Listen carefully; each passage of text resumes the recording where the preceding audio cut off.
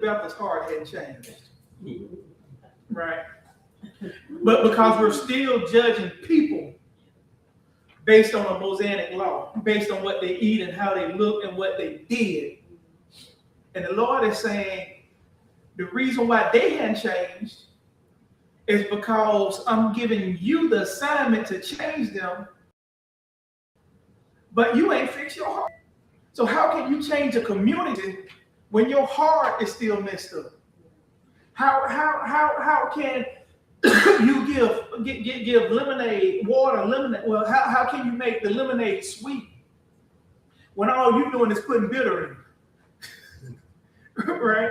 So how can you be salt in a world when your saltiness has ran? You're salty, right?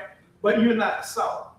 So he had to do something to Peter in order for him to change first.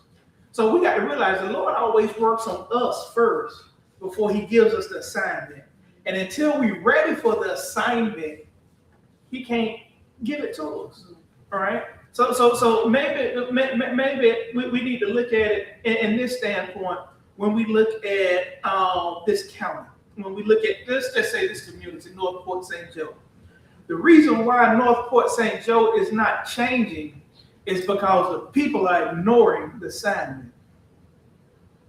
The Lord is trying to change their heart, and every time the Lord tries to change their heart, they fight against it.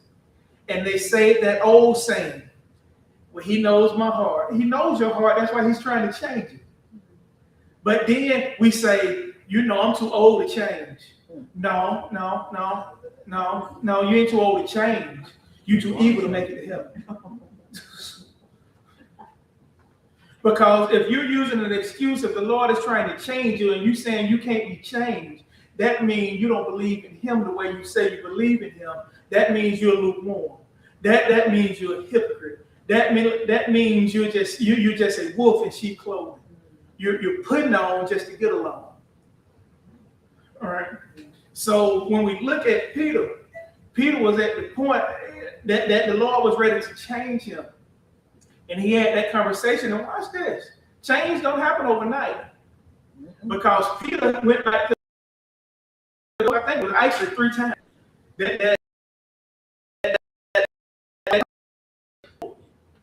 And then the Lord finally said, Peter, let me just put it plain. If I clean it, it's not anymore. Right? Dirty up stuff, I clean it. Yeah, clean. So why are we going like 30 and 40 years that's happening? We clean it up. Why do we keep trying to that God is already trying to clean? Why are we keep dirtying up stuff that God is already trying to clean? A lot of us are in a situation and we're mad at what people have done to us. And let me rephrase that. Us. They did it to somebody in our family. They did it to them people in our family that we can't get past. Why, it's a Cheryl, excuse me if I. That's why 10 years ago, Cheryl probably had so much heartache in this church because we were looking at Sister Cheryl for what something and not.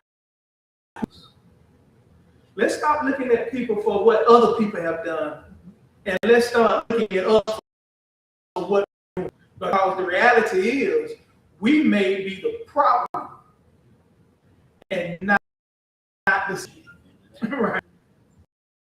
When God put Peter in that trance, Peter was a problem. But after the Lord identified the problem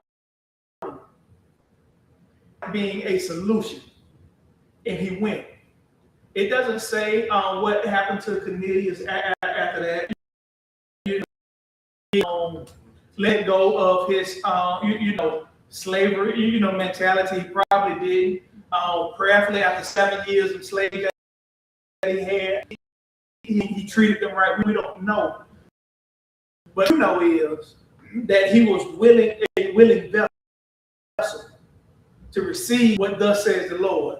He just needed somebody to pour into him, right? And as he was pouring, and what Peter was, he had the oil, right? But his top was so tight that he couldn't pour into nobody. And the Lord had loosened the pot so he could pour in. So the question is, are you the empty vessel that needs to be poured into? Are you the oil that needs to be poured into? That is the question. And which one?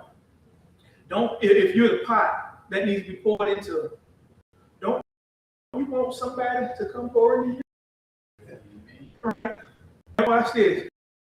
This is on that. When you get to the point when you go to that buffet, you eat so much that you're full, that you're miserable. And the first thing I need to go use the bathroom, I need to do something to get this food off of me, right? Some of us are so miserable in life because we're holding on to so much that we're about to explode. Stop before you explode to the point, and in hell you lift up your eyes.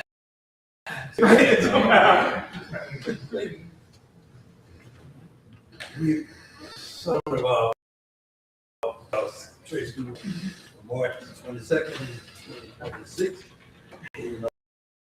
Brother, number 6. Total contribution 65. And that's superintendent, brother. Jordan Pastor. Any correction of this? No. Secretary reports and approved. Just a couple of announcements.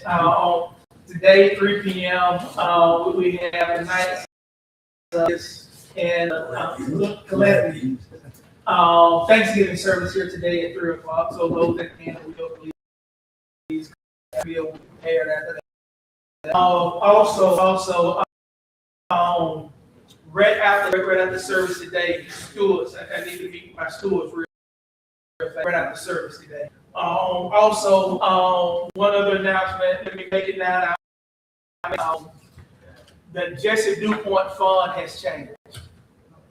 I want y'all to hear from me first. We received the full. We're asked now that for every after you raise 4,000, you got to raise the minimum is to be even. The matching funds now is for every $4 you raise, you get $1 in return. So that's where we're at. So, bro, Fidel, we should have the funds. Okay.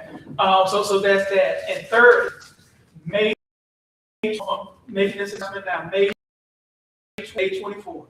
That is Pentecost Sunday. It is our church anniversary. May 24th at 3:30 is our church anniversary.